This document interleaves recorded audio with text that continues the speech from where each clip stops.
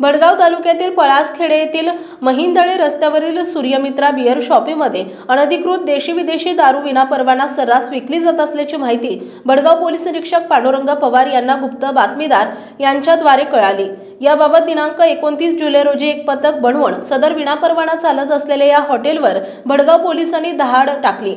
यात 28,000 रुपयांचा मुद्देमाल जप्त करण्यात आलेला आहे। याबाबत अधिक माहिती अशी की पळसखेडा येथील महिंदळे रस्त्याला सूर्यमित्रा बियर शॉपीमध्ये एक इसम देशी-विदेशी दारूच्या बाटल्या विक्री करण्याच्या उद्देशाने विनापरवाना ठेवलेला असल्याची गुप्त माहिती मिळाल्याने पोलीस निरीक्षक पांडुरंग पवार यांनी पोलीस स्टेशनला पोलिसांची टीम तयार करून पाठवण्यात आली।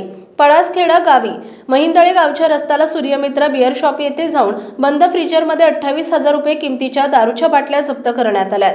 याबाबत संदीप पवार राहणार उपनर पळसखेडा तालुका भडगाव हा देशी विदेशी कंपनीच्या दारूच्या बाटल्या विना पास परवाना विक्री करण्याच्या उद्देशाने बाळगताना मिळून आला।